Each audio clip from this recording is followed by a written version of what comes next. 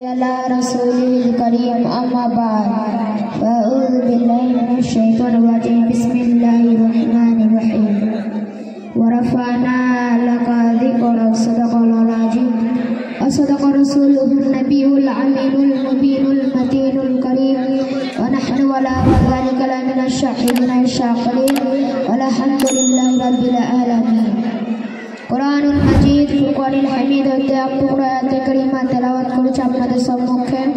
আল্লাহ পাক রব্বুল আলামিন আমাকে যদি তৌফিক দান করেন আয়াতের পেছনে দু চারটি কথা বলে আমি আমার বক্তব্য বিরতি করব ইনশাআল্লাহ। আল্লাহ পাক রব্বুল আলামিন পবিত্র আল কোরআনের মধ্যে ইরশাদ করেন রাফানা লাকা যিকরাক, আর মানে হচ্ছে আমার বন্ধু আমার হাবিব তোমার মান ও মওজাত শান ও শওকতকে সব থেকে বেশি উঁচু করে দিয়েছে, বলেন সুবহানাল্লাহ।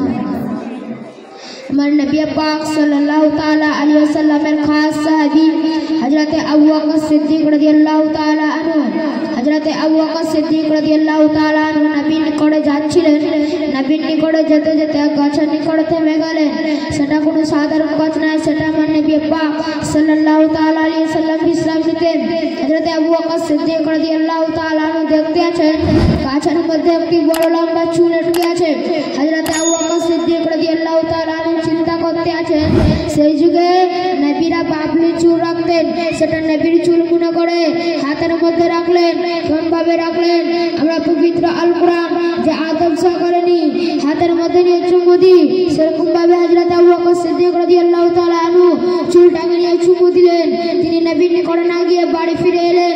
বাড়ি ফিরে এসে চুলটাকে তাকের মধ্যে রাখলেন। কোন ভাবে রাখলেন? একটা মা তার সন্তানকে যখন বুকের দুধ খাইয়ে শুয়ে দেয়, সেই সন্তানের যখন কিছু কষ্ট হয় না, সেরকম ভাবে হযরত আবু বকর সিদ্দিক রাদিয়াল্লাহু তাআলা আনহু চুলটাকে তাকের মধ্যে রাখলেন। রাত গভীর হতে সেই ঘর থেকে কোরআন তেলাওয়াতের আওয়াজ। হযরত আবু বকর সিদ্দিক রাদিয়াল্লাহু তাআলা আনহু দেখতে আছে রুমের মধ্যে কে যেন কোরআন তেলাওয়াত করছেন। হযরত আবু বকর সিদ্দিক রাদিয়াল্লাহু তাআলা আনহু চিন্তা করতে আছেন হয়তো আমার আব্বুজান কোরআন তেলাওয়াত করছে, হয়তো আমার আম্মুজান কোরআন তেলাওয়াত করছে। বিরাদারি মিল্লাতে ইসলামিয়া রুমের মধ্যে এলেন। রুমের মধ্যে কেউ নাই, রুম পুরোই ফাঁকা। হযরত আবু বকর সিদ্দিক রাদিয়াল্লাহু তাআলা আনহু অবাক হয়ে গেলেন, হতাশ হয়ে গেলেন। বিরাদারি মিল্লাতে ইসলামিয়া সকালবেলায় নবীর নিকটে যেয়ে নবীকে সব খুলে বললেন। নবী মুস্তাফা সাল্লাল্লাহু তাআলা আলাইহি ওয়াসাল্লাম বলতে আছেন, এ আমার হাবিব শুনো শুনো, এ হযরত আবু বকর সিদ্দিক রাদিয়াল্লাহু তাআলা আনহু শুনো শুনো, এটা কারো চুল ছিল না, এটা নবী পাক সাল্লাল্লাহু তাআলা আলাইহি ওয়াসাল্লামের চুল ছিল। তাই আমার চুল থাকলে আসমানের ফেরেশতা এসে কোরআন তেলাওয়াত করছে, বলুন সুবহানাল্লাহ। এর মধ্যে বোঝা গেল নবীর মান ও মওজাত শান ও শওকত কতটুকু হতে পারে। নবী মুস্তাফা সাল্লাল্লাহু তাআলা